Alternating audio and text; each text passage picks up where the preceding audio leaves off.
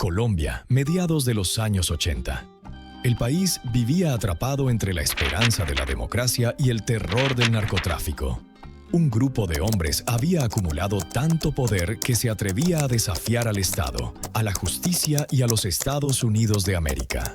El 6 de noviembre de 1986, un año después del holocausto del Palacio de Justicia, los narcotraficantes del cartel de Medellín y otros capos de diversas regiones se unieron bajo un solo lema que retumbaría durante años en la historia colombiana.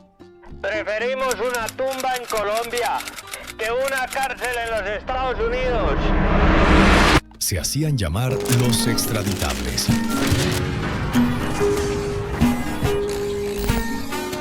Su líder máximo era Pablo Emilio Escobar Gaviria. A su lado estaban Gonzalo Rodríguez Gacha, conocido como El Mexicano, los hermanos Jorge Luis, Juan David y Fabio Ochoa Vázquez, Carlos Leider Rivas y Gustavo Gaviria, primo de Escobar. Juntos controlaban hasta el 80% de la cocaína que entraba a los Estados Unidos. Su objetivo era uno solo: impedir la extradición de colombianos a suelo norteamericano. Para lograrlo, desataron una campaña de terror sin precedentes. Asesinaron al ministro de Justicia Rodrigo Lara Bonilla, al director de El Espectador Guillermo Cano, al procurador Carlos Mauro Hoyos, al candidato presidencial Luis Carlos Galán. Pusieron bombas en ciudades enteras, secuestraron periodistas y personalidades. Más de 4.000 colombianos perdieron la vida en esta guerra. Jueces, periodistas, policías, fiscales y civiles inocentes cayeron bajo las balas y las bombas del narcoterrorismo. Pero la pregunta que este documental responderá es otra. ¿Cómo terminaron estos hombres? ¿Cuál fue el destino de los narcos más buscados de aquella época? José Gonzalo Rodríguez Gacha nació en Pacho, Cundinamarca, en el seno de una familia humilde que vendía quesos. Abandonó los estudios siendo un adolescente. Trabajó como camarero, como ayudante de autobús y como comerciante callejero. Pero encontró su camino en el mundo criminal a través del negocio de las esmeraldas y de allí saltó al narcotráfico. Le decían El Mexicano por su admiración por la cultura mexicana. En 1976, junto a Pablo Escobar, Carlos Leider y los hermanos Ochoa, fundó el cartel de Medellín. Pronto se convirtió en uno de los hombres más ricos del mundo. La revista Forbes lo incluyó en su lista de multimillonarios en 1988. Pero su verdadera función dentro del cartel era otra. Era el ministro de guerra de Pablo Escobar. Rodríguez Gacha fue corresponsable de los crímenes más atroces de la época. Se le atribuye la participación en el atentado contra el avión de Avianca que mató a 107 personas, en el carro bomba contra la sede del DAS en Bogotá y en el asesinato de Luis Carlos Galán. Además, fue uno de los primeros financiadores del paramilitarismo en Colombia y uno de los principales responsables del exterminio de la Unión Patriótica.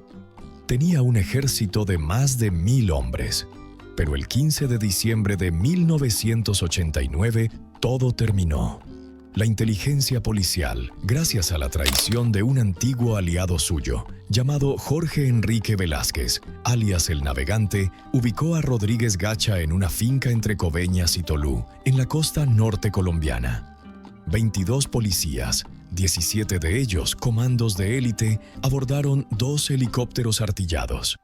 Cuando los helicópteros sobrevolaron la finca El Tesoro, el mexicano y sus hombres intentaron huir en un camión rojo disfrazados de campesinos.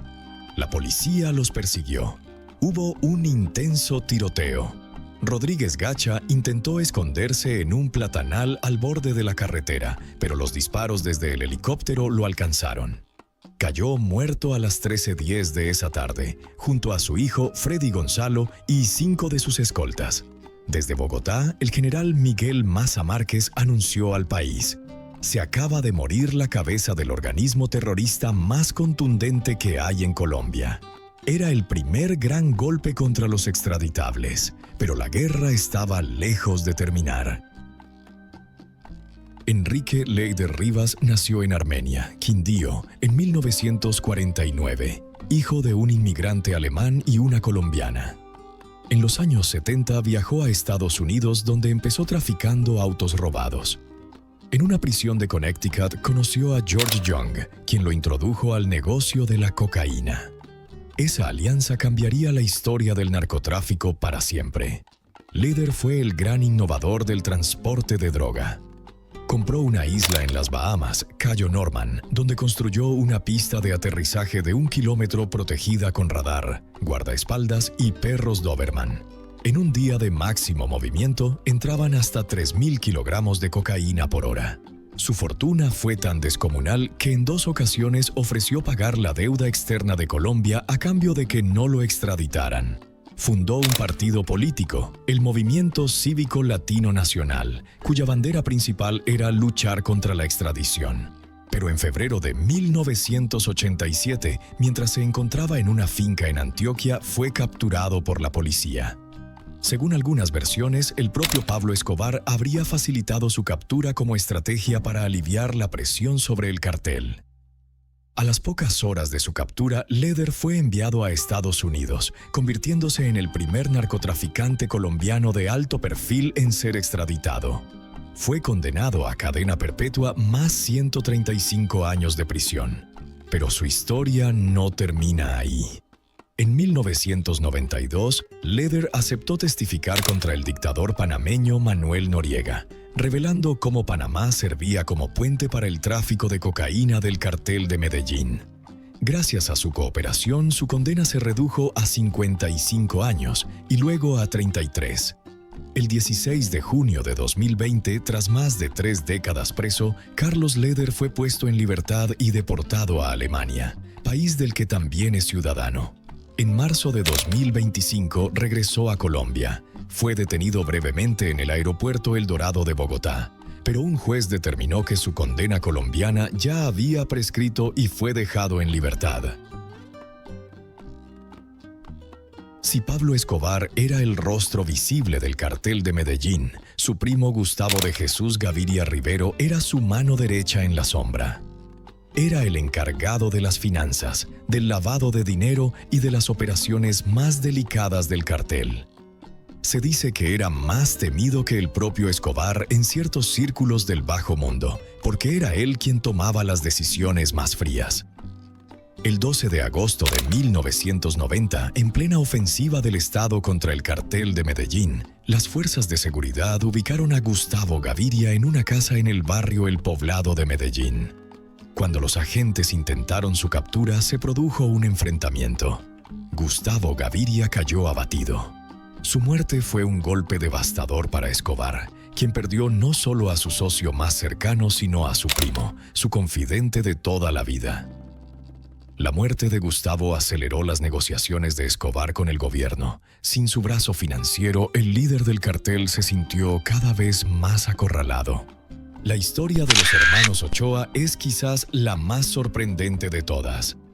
Jorge Luis, Juan David y Fabio Ochoa Vázquez eran hijos de Fabio Ochoa Restrepo, un ganadero y criador de caballos de Paso Fino de Antioquia. Jorge Luis, el mayor, fue quien, según el sicario Popeye, era el único hombre al que Pablo Escobar llamaba patrón. Fue él quien montó la red de distribución de cocaína del cartel en Estados Unidos. En 1990, el presidente César Gaviria creó la política de sometimiento a la justicia, un decreto que ofrecía rebajas de pena y la no extradición a cambio de entrega voluntaria y confesión de delitos. Los 3 hermanos Ochoa se acogieron a esta política. Fabio fue el primero en entregarse, el 19 de diciembre de 1990. Detrás de él vinieron Jorge Luis y Juan David. Los 3 fueron condenados a penas que, tras las rebajas procesales, se redujeron a aproximadamente 5 años. En 1996, los 3 estaban libres. Jorge Luis y Juan David se retiraron del narcotráfico y volvieron al mundo de la ganadería y los caballos. Juan David falleció en 2013. Jorge Luis vive hoy en día en Medellín, tranquilamente. Pero Fabio, el menor, no pudo resistir la tentación. En 1997, apenas un año después de salir libre, se alió con el cartel del Milenio de México y volvió a enviar cocaína a Estados Unidos. En octubre de 1999, la Operación Milenio, una investigación conjunta de la DEA y la policía colombiana, terminó con su captura. En septiembre de 2001 fue extraditado a Estados Unidos, donde fue condenado a 30 años de prisión. Fabio Ochoa cumplió su condena completa y fue deportado a Colombia en diciembre de 2024. A sus 67 años, en enero de 2025, fue fotografiado montando a caballo en un exclusivo club hípico del oriente antioqueño, como si la historia hubiera cerrado un círculo con la tradición caballista de su familia. Pablo Emilio Escobar Gaviria fue el líder indiscutible de los extraditables y el hombre más buscado de Colombia durante casi una década. Bajo su comando, el cartel de Medellín llegó a controlar el 80% del tráfico mundial de cocaína. Su fortuna llegó a estimarse en más de $30.000 millones. Escobar utilizó dos armas con igual maestría: la violencia y la corrupción. Su lema era plata o plomo. Quien no aceptaba sus sobornos se convertía en objetivo militar. Ordenó el asesinato de ministros, jueces, periodistas, candidatos presidenciales y miles de civiles. Hizo explotar aviones, edificios públicos y barrios enteros. Tras la muerte de Rodríguez Gacha en 1989 y la entrega de los hermanos Ochoa en 1991, Escobar se encontraba cada vez más solo. La Constitución de 1991 prohibió la extradición, y Escobar negoció su entrega a cambio de ser recluido en la Catedral, una cárcel que él mismo diseñó en las montañas de Envigado. Allí tenía jacuzzi, bar, discoteca, cancha de fútbol y seguiría manejando sus negocios. Pero 11 meses después, cuando el gobierno intentó trasladarlo a una prisión real, Escobar se fugó. Lo que siguió fue la cacería más grande en la historia de Colombia. El bloque de búsqueda, un cuerpo especial de policía al mando del coronel Hugo Martínez, lo persiguió durante 16 meses por toda Colombia. Al mismo tiempo, un grupo clandestino conocido como Los Pepes, presuntamente conformado por sus enemigos del cartel de Cali y por paramilitares, empezó a asesinar a sus lugartenientes, a quemar sus propiedades y a eliminar a sus abogados. El 2 de diciembre de 1993, la tecnología de rastreo de señales telefónicas permitió ubicar a Escobar en una casa del barrio Los Olivos en Medellín. Estaba hablando por teléfono con su hijo cuando los agentes del bloque de búsqueda rodearon la vivienda. Se produjo un tiroteo. Escobar intentó huir por el tejado. Descalzo, con una pistola en la mano, corrió sobre las tejas. Narrador: un disparo lo alcanzó. Pablo Escobar Gaviria, el hombre que había jurado que prefería una tumba en Colombia a una celda en Estados Unidos, cayó muerto sobre el tejado de aquella casa. Tenía 44 años. La noticia recorrió el mundo. En las calles de los barrios populares de Medellín, miles de personas lloraron al hombre que les había construido casas y canchas de fútbol. En el resto de Colombia, millones respiraron aliviados. La era del narcoterrorismo llegaba a su fin. La violencia siempre cobra. A veces cobra con sangre. A veces cobra con tiempo. Pero siempre cobra.